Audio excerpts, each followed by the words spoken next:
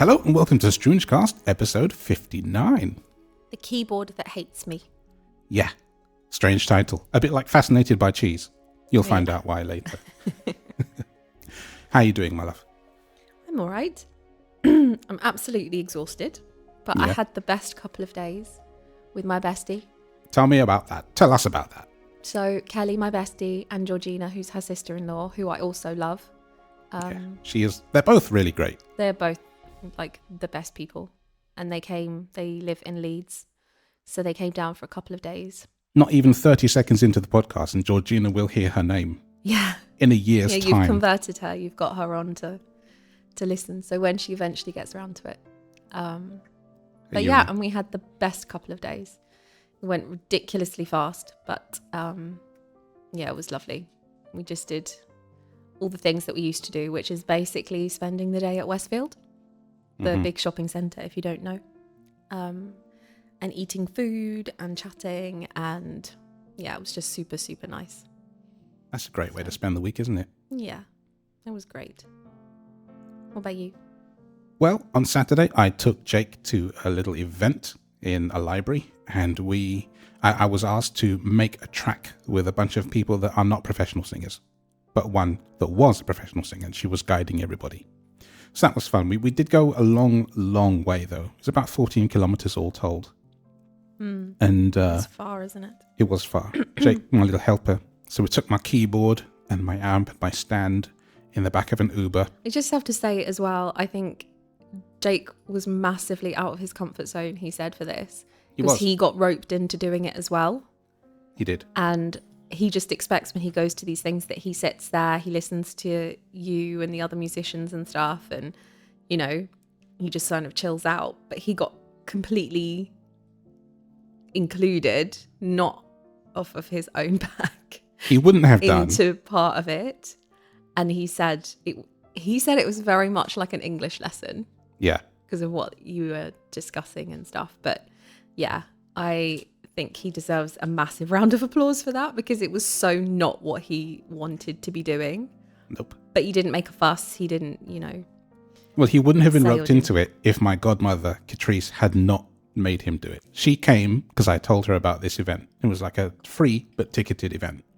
And so she came down and sat next to him and just made him participate. Yeah. Bless him, poor thing. I feel for him because, of course, he did, and he's Jake. He'll just get on with it. But I know he wouldn't have wanted to have done any of that. But nope, he's okay. He's all right. He is all right. And then with non-professional singers, the vocals are a little unusual. I'm not going to say anything bad about them because that's not really the point. No. But I got to build a track on the fly in 2.5 hours, essentially, from scratch, with no idea when I walked into the room what we were going to end up with at the end of the day. I also had to record the singers on my laptop, so I was engineering the session, making the track, working on it, and trying to mix in real time and everything. So it was a bit of a difficult thing to work in. And also the environment is not like this living room where it's clean and I've got control over the entire background. It's a library. It's echoey. Definitely not ideal. But I did it and we had fun. Yeah. So, yeah, that's been my week, honestly. And then obviously reconnecting with Kelly and Georgina was lovely. And Georgina is like the podcast queen, listens to loads of stuff. More sporty podcasts. Yeah. But she has some things like she does cautionary tales like we do, and a couple of the other things. And she said that she would listen from the beginning. And I said you don't have to because it's anthology, this podcast. But she said she would. So she won't make it to this 59th episode for a good long time yet. But still, we shall see. Yeah. But yeah. So it's been a very quiet YouTube experience the last few episodes. There are views, and that's fine, but there are no comments. So we don't know if anybody got the quiz in their head and just didn't say it out loud. It was a bit of a random one. Yeah, it was.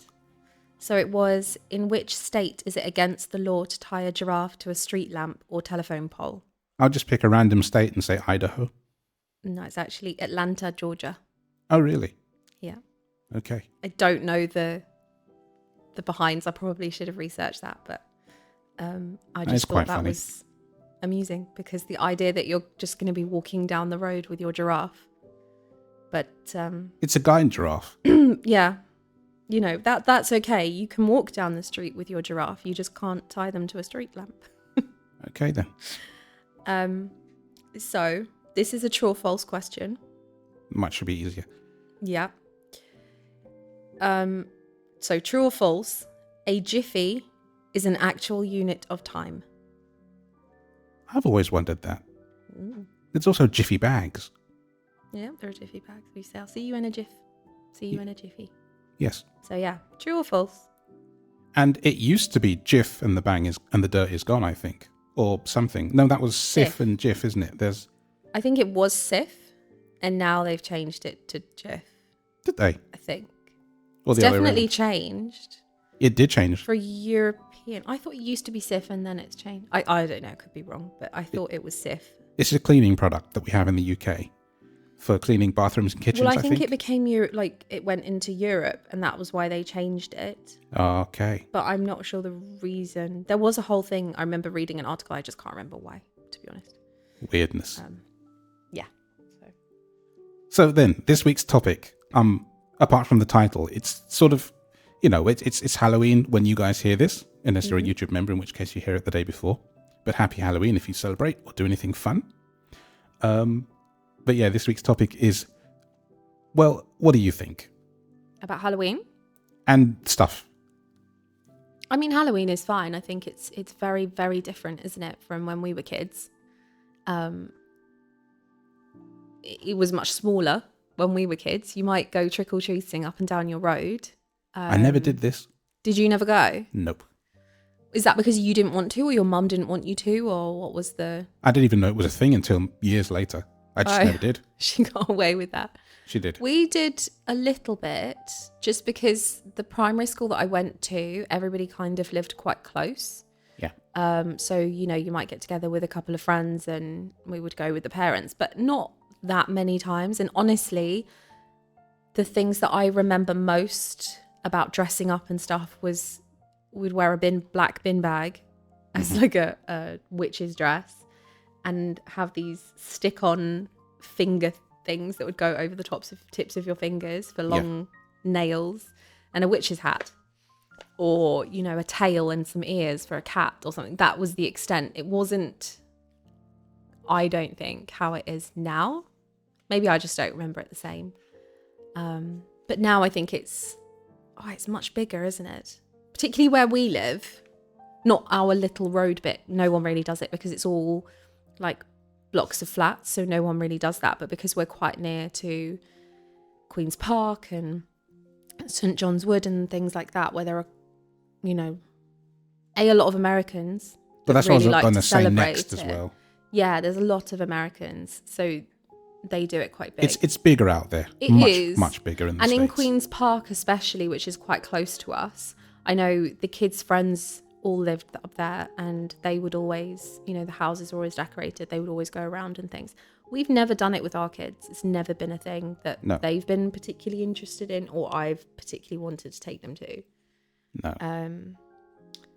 But so I don't really mind it. I just think it can be a bit overrated. I never wanted. I mean, thinking about it now, looking back, I don't think it would be the kind of thing I would want to do. Knocking on people's doors that most of the time would be angry at you for doing so. Nah. I mean, it depends on what spin you put on it. When you have a road where, a lot of people are celebrating and people put pumpkins out and decorations, and you have like more of a community feel. Yeah. So maybe if there's a sign in your front yard that you don't mind being bothered. That's how it's become now, is if there is a pumpkin in the front garden, then or any kind of decoration like that, then you're inviting people to come. No pumpkin, no decoration, nothing. Because I remember when we moved here, 'cause we used to live in a block of flats, so nobody would come. And then when we moved here, I used to always make sure that we had some sweets just in case anybody did come, because I would feel awful saying no. But because we never ever put anything in the garden or put anything out, no one's ever come. So I think it is much more recognised. You're not just knocking on random strangers. It would be It's like a within your respect road. thing then. Yeah, it is. Yeah, because also I think people have realised that it can be really scary for older people or perhaps people who are more vulnerable. Yes, can. To have particularly older children going around, wearing all kinds of costumes, just appearing on their doorstep. That can be really scary, really terrifying if they don't understand what's going on or. Absolutely. So I think it is more widely known. You don't just Tell us about it from the US point of view, though, because there are enough people out in the States that, listen to this. I'd love to know what it's like out there and if it was something you always did, if it's something that you now do with your family, if you get trick-or-treated yourselves, because it does feel like Halloween is much, much more of a deal out there than here. Yeah. So certainly I really when you look at social media and things, there's lots of TikTok videos. I actually saw one the other day. I don't know which state it's in, but it's called The Burning House. And they have this effect on the whole front of the house that makes it look like it's on fire. It's like in the windows and then there's smoke coming out of the top. And it's really clever, but it looks so real that every year the police get quite a few calls about it because it just looks like a house on fire. I'm intrigued. But I think it's sort of become a thing that within the community, everybody knows, oh, that's the burning house. Like I'll have to try and find it and I can show it to you. But yeah, people come from around, they drive to come and see that house. And I guess then the police know about it and things, but. Fascinating. Yeah. All right. Big thing. So I was going to have you tell, and I've got one as well, a couple, sort of supernatural stories, given the day it is. Because you told me when we first got together a couple of things that happened to you when you were younger, and they intrigued me. Well, one story. Yeah. I don't know if I've told you another one that I can't remember. But again, because we always have this conversation, don't we, about whether we believe in ghosts, the afterlife, spirits, whatever you want to call it. And we're both quite open, aren't we? Yeah. I would say to the way I see it, right, is if we believe in alien life, right? Anybody, not just us, but if you believe in alien life, as in we cannot be the only sentient life forms in the entire or at least universe. The possibility. Yeah, the possibility is fine. Yeah, the possibility. Then why not spirits too? Yeah. Yeah. I think there's a lot of misunderstanding around it. And I think there's a lot of people that will say, oh, well, because I can explain that away and, this is just your imagination, and they can prove that actually it wasn't a ghostly experience. They think they can prove everything away. Yeah. But power to you if you can. Cool. But you can't. Some things can't be explained, and some things that's just how it is. Yeah. So I think we're really open to the fact. I don't think I've ever had a really, really spooky experience with anything like that. No. But that doesn't mean, I think I'm a bit more of to truly believe something, I need to experience it. Yeah. So actually, there are two experiences I can think of. The one that you're going to tell us, and then there's another your story? One. No, yours. Oh, mine. Something that happened to you in this house. Happened to me in the house. Just after Mum died, you were trying to find something. I don't know if it was a slipper or a needle or something, and you found the needle in the slipper. I don't remember that. You told me. My mind is horrible. I don't remember that at all. Yeah. For some reason, you were trying to find a sewing needle or something, and you couldn't. And there would be no reason for it to have appeared where it was. Yeah. And you're like, that's just weird. Yeah. So I do remember you telling me that. I don't remember that one. So the one that I do remember, because it's always stayed with me, is about my grandpa. And he had a flat here in London and a flat in the south of France. And when he used to split his time between the two. So when he was out there in France, I used to, when I was like a teenager, I used to go and pick up his post, and because he'd be gone for like 6 months at a time, I would pick up his post and send him. He had a fax machine, which feels really old now. That is so cool. And you just really reminded me of old. Friday night dinner. Yeah, I know. So he had a fax machine, and I used to fax him through like any of his things and whatever. And he passed away at like the beginning of the summer, so it was quite early on. And later, like a couple of weeks after, my mum, my aunt, and my sister and I went to the flat in France to go and like sort things out and everything.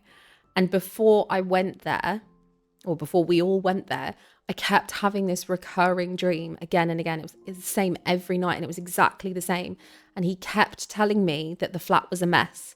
And I assumed he was talking about the flat here, but he kept saying, the flat is a mess. You need to clean it up. You need to clean it up. And he was really angry. He was getting really angry with me in the dream. Like, you need to clean it. It's dirty. You need to clean it. And I couldn't figure out what this was about. But when we got to the flat in France, because of the way that everything had worked out, and because his bank account had been frozen, or his bills hadn't been paid, and the electricity had been switched off, the fridge and freezer had defrosted, and there was just water and mess and stuff all over the kitchen floor. Oh, it's so gross. And it was just a big mess for us to come into in the middle of the night, which was not nice. But yeah. And of course we cleaned it up and everything, and I never had that dream again. Now, obviously I know that is probably just a really huge coincidence. I just had this random dream and stuff. But him telling me to clean is never anything that he ever did.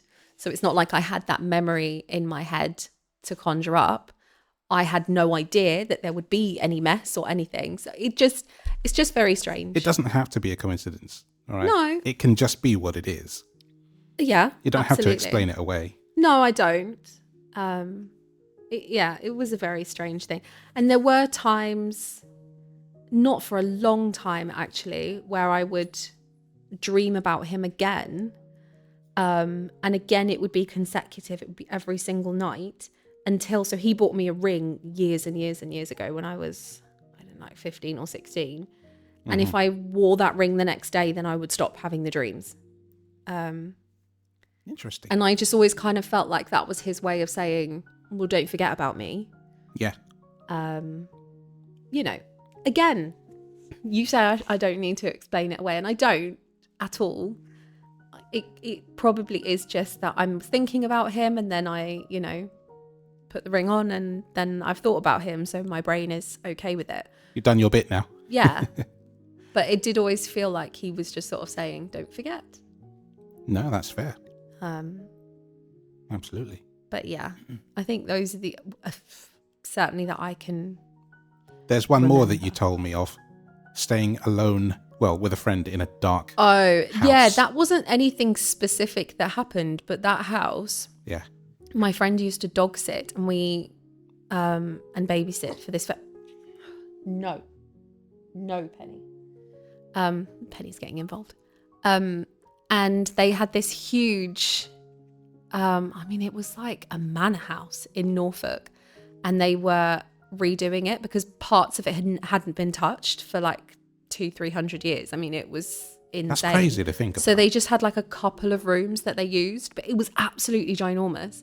And so when you would go up the first lot of stairs, which were okay. Yeah. And then there was like an average bathroom, and then you would have to go across like basically a boarded corridor to get to the bedroom where we were staying. And it was all the way down the other end of the house. It was just insane that they would stay for weeks at a time in this house. But there were no lights between the two. And in between, there was more staircases that led up to the third floor, up to the next floor, where it was completely untouched. There was nothing. There was attics. And I just remember we stayed there, and there was no way. I could never have stayed there now because I get up to go to the bathroom so many times at night. But there was no way that any of us, because I think 3 of us stayed there at one point, were going to the bathroom in the night, because no chance. You were not going by yourself. So yeah, that house was absolutely terrifying. And I don't think anything particularly happened. We heard noises and stuff like that, but it's such an old house. They make noises. Exactly. Any house makes noises anyway, but that kind of house would have made noises anyway. So nothing particularly scary happened. It was just the idea of coming out of the room and it being this long, dark, empty space with staircases coming off it. I mean, it's just terrifying. The thought of it just makes me... Ugh, no. Yes.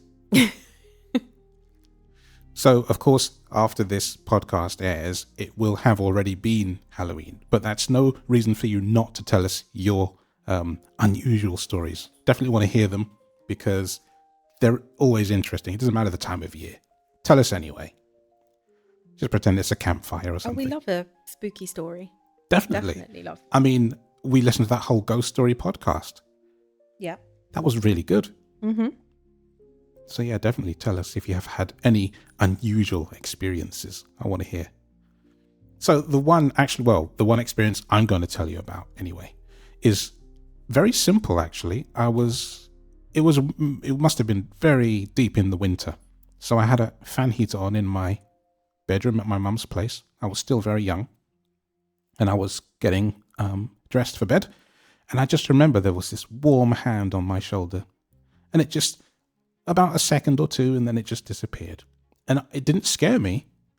It was like, I'm here. And you don't need to worry. I still don't know to this day who they were or what they were trying to tell me. But a lot of kids that might have that experience might run to the mum or something or to the parents. But I didn't. I knew that I didn't need to. This wasn't going to be like a reoccurring thing that was going to freak me out. It never did. Well, they do say that kids particularly... sort of like, really little, are much more open to seeing things and having experiences. It's because they haven't been jaded by the world yet and told that things don't exist. True. I mean, Christmas is a prime example, isn't it? What do you mean? Well, there you go. Everything about Christmas is totally 100% real. Sure. And I think that's part of it. Yeah, it could be. I mean, when I was at boarding school, we did have an old house. One of the places we lived in for a year or two was a big old house. And when it was quiet, when there were very few people in, it did feel a little spooky. But not like I can't go to the bathroom in the middle of the night spooky. Yeah. But it just was big, It was a 3-floor place. Lots of rooms on each floor. A sunken bathroom in the master bedroom. Jeez. I loved that bath. That sounds amazing. It was really nice. There's always that thing when you're a kid. I don't know if this would have applied to you, whether you would have been scared anywhere. But I remember in our house, like if you were going up the stairs on your own. Yeah. And it was dark downstairs. So like if the house had been, put to bed, as my mum used to say. Yes, I know what you mean. would like race up the stairs really, really quickly because then if there was anything, it wouldn't get you. Actually, you just reminded me, and I think I've told this story in a previous episode actually, but my nan used to have a house in Kent, which is kind of the countryside, outskirts of London really. And it was the old pull chain, bathroom, the toilet. Oh, yeah. Really high tank. And because the pipe between the tank and the bowl is very, very long, water pressure was just huge, right? Yeah. So every time you pull that thing, it roared like some kind of animal. So I don't know what time it was, but it was late. I was staying there, me and her. My mum was at home. I'd been taken away for the weekend. And the thing is, her front door opened straight onto a road. And it was a dark, long road, especially at night. And at that time, you just hear a lot of trucks, freight and whatever. So it could have just been that. But I tell you, one day I went downstairs to go bathroom. It was very cold and I was shivering in my pajamas. I pulled the chain and it's already loud. And I thought I just heard this thing coming up behind me was going to scare me senseless. And it was probably just the truck outside because the door, I'm pretty sure it wasn't double glazed. So you could always hear traffic. Right? Yeah. So that combined with the loudness of the toilet scared the bejesus out of me.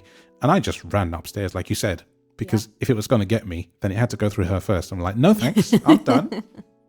And I hightailed it back into bed. I shut that door and that was it. I was under the covers. Yeah. But yeah, that freaked me out. I don't know what I did after that. If I had to go, maybe I just didn't flush it till the morning. I don't know, but honestly, it scared me. And I was little and I was like, I'm not doing that again. No. And it was weird because, you know, the bedrooms are upstairs, the bathroom's downstairs. So you had to go down. You couldn't just stay on the same floor. And you're alone down there and it's big. Yeah, it's scary when you're little. Very. I remember being little and I didn't used to like playing in my room on my own. That was Alice for a bit. So, you know, like my mum and dad would be downstairs. I would always take my toys and go and play in the living room. And your place is big. It's 2 floors below, isn't it? It's not just 1 floor. No, when I was in the smaller bedroom, so when I was little. Yeah. So I was only 1 floor up, but it still the whole like house difference. and when it's, you know, like a winter's evening when it's really dark outside. Yes. So it's only, you know, 4 or 5 o'clock or, you know, a Saturday afternoon or something. Mum and dad would be downstairs. I didn't used to like playing upstairs. You just reminded me of this similar thing. Do you remember my mum's hallway was like the longest hallway in the world? Yeah. The bathroom was at the other end from the living room. So it felt like I was the only person in the entire world. Yeah. So when they would send me to go brush my teeth at night and they would be watching, you know, a scary film or the news. So far. Yeah, on my own. I hated it. Yeah. I do remember that. Yeah. Oh, see, in those situations, I don't know whether it's worse because I could see if there were shadows or things and probably make up images because I'm scared. You can't see. Nope. So do you then imagine or make up that things are there, or like you're more in tune to the sounds? Like, I don't know which. Probably both as bad. They're both as bad, trust me. Because when you walk up from that bathroom and the front door is behind your back, right? Yeah. I mean, I could have walked up the hall backwards like a weird person, but I didn't. And I was just thought, you know, someone could creep in the front door behind me and get me. Yeah. And it was a long walk. Believe me, that passage is very long. Yeah. Especially when you're little. Even. Yep. I remember that. In the daytime, it was great. I used to kick a ball up and down it, play frisbee.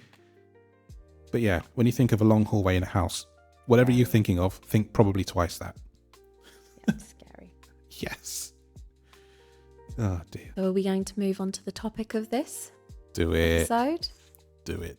Well, you can explain it because it's your story. All right. The entire title of this episode stems from an experience I had in the same house with the long passage. One, I want to say Saturday afternoon, but it could have been any day. I don't remember because I was much younger. Everybody's out, and I was given one of these old, I believe, Soviet-era keyboards. I couldn't swear to it, right? Because I'm not 100% sure the make. But it was a double manual keyboard with pedals and a big speaker underneath the keyboard that everything connected to. And it was flat on top. This is important. It was flat on top, not sloped. Okay? Now we have a story for you about this keyboard. Read for you by Kirsten Louis. I do just have to apologise if I trip over my words because I'm not always great. And also my voice is still a bit funny from this cold I've had. So that's okay. I'm apologising in advance. So the keyboard that hates me. I live in London. At the time this tale starts, it was the mid-90s, and I was living stereotypically in my mother's basement. I've been a lifelong musician and have had various keyboards in my lifetime. Back then, I was quite young, perhaps 12 or 13, maybe a little older, but not much. I was gifted one of those old double manual organs from a time gone by, which sadly broke somehow, not quite sure why. I mean, it was old, so I suppose it was bound to happen at some point. I liked it very much though, so my then stepfather went on a hunt to find me something else, which he did.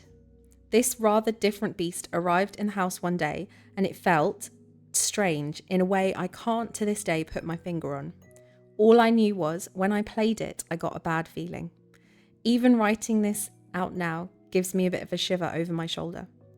What I remember about it is this. It had a floor-standing keyboard unit, and underneath that was a speaker that was not attached to it, other than via the cable used to connect both parts. The speaker was flat, and I used to store things on top of it, as it was quite roomy, and thus great as a bit of extra storage. My room was quite small. One day, everyone was out of the house. I think it was a Saturday, so my mum was probably shopping, and my stepdad was somewhere else, leaving me alone at home. I felt like playing a few ideas on the keyboard, so I pulled up a chair, sat down and began to play. It was in the middle of the room against the right-hand wall as you walk in. That meant that when I sat down, the door was to my right and the window to my left. The window led into our back garden. Pretty much from the moment I decided to play, I felt extremely unsettled, as if I were being watched, judged, and disliked intensely. Now, being totally blind, I can only imagine what this feels like, but if you've ever been stared at across a room or perhaps on a bus or train from someone you knew was either having a bad day or just hated you on sight, that was what it felt like. It was very disconcerting. And then something happened that decided me on ever playing the keyboard again. I previously mentioned that I used the speaker for storage. At the time this happened, there was a universal adapter in a box on top of the speaker. You know, one of those heavy things that have interchangeable heads, and you have to use a screwdriver to change the voltage. This was an industrial one, not one of those cheap Walmart types. It was heavy. I mean, it would take a lot to move it. It was fairly far back on the speaker, and I remember that I'd stopped playing as I felt unsafe, and I turned to my left, as that's where the feeling was coming from, and I said, "What's wrong? What have I done to upset you? Should I stop playing?" Words to that effect, anyway. What happened soon after that was this very heavy universal adapter in its box falling directly on my foot. Now, you could argue that the vibration of me playing made it slide towards the edge and fall off, perhaps. I've thought about that in the intervening years. But as that happened, I guarantee you I was not playing a single note. As old equipment was built like a tank back then, it's not that the unit was unsteady, wobbly, etc. So for the box to move and fall on its own without any help, that just felt wrong. I immediately shouted in fear, jumped back from the keyboard, switched it off and put my radio on. I think I even unplugged it. You might think that sleeping in a room with this thing would scare me, but it didn't. So long as I didn't play it, it didn't hate me. It's literally what I felt like. As soon as I'd play it, I felt at risk. I have no explanation for any of this, only that it very definitely happened and has stuck with me all these years. I told my mum and stepdad when they got back. What they thought of, I honestly don't remember, but I pretty much begged them to get rid of it, which they eventually did, and that feeling has never happened again since. I would only conclude that perhaps the previous owner was not a fan of my playing, fair enough, and wanted the keyboard to go somewhere else. That's my story. That and I'm is sticking your story. to it. I mean, reading that, hearing it back, it's unsettling. Yeah. I remember how I felt. It freaked me out then. It freaks me out now. I'm not surprised. The piano doesn't. And I think, I sadly believe that Anne probably has passed away. I've not been able to get hold of her for years at this point. Anne is the lady that our current piano came from. Yes. Yeah. And that was, nearly 10 years ago. No, 8. No, it was 10. No, we moved it was in 2015. 10, it was, the year. We've been here 10 years coming and up. I think she was 83 then. Yeah, it's possible. Or something. So I've tried to ring her several times and it either rings out or something. So I just have no way of knowing. I did dream about her once. But either way, I still feel like the energy of this piano it's a homely energy. There's warmth in it. There's nothing negative. Beautiful sound as well. Yeah. And because she specifically wanted me to have it, so I don't feel bad when I play it. No. So, she'd be happy when I do. But that one back in the day. Oh, hell no. Gave you bad vibes. Not going near that again. It was so creepy, honestly. Just very weird. I'm glad not to have it. I don't know where it went after that. I never did ask. But no, gone. Far away. For moi. So, is it time for Stroonge News? It is time for Strange News. And I've gone for a more light-hearted one, so, Yeah. not to scare After us that. anymore. This is about a father who works in a water park in Russia who broke in overnight with his son to give his son a memorable 11th birthday party treat. Oh, wow. So the pair were caught on the security cameras splashing around in the pools and swimming and using all the water slides. Obviously, because no one else is there. Nope. So they just had free run of the water park. But what's really sweet is his boss obviously saw all of this because, it was caught on the cameras, didn't fire him and just said, we do not dismiss the employee. We looked into his situation, tried to understand why he acted this way. His motive was a simple human desire to create an unforgettable moment for his child, to give him an experience he will happily remember for many years. That's really nice. And I just thought that was so nice because a lot of employers might not have taken that stance on it. No. Because, he did break in and it safety and all kinds of things. But I think it's a nice story. It is a nice story. Yeah. Well, there So we there are. we go. Good one, I think. Yeah. Hope you enjoy this madness. And, tell us your stories, trick-or-treating and any unusual energies or experiences that you've had over the years. Yeah, and the we thing love is, a ghost story. Definitely. When you hear about other people's, it brings out things that you've probably forgotten about or blocked out because you just didn't want to think about it. Or you had them as a child and you thought, nah, no one would ever even consider that. But no, there isn't an explanation for everything out there. And actually, I think we live in such an interesting world, Yeah. All right. Well, if you're new, welcome. If you're not new, welcome back. Thanks for listening as always, and we'll see you next week. Bye.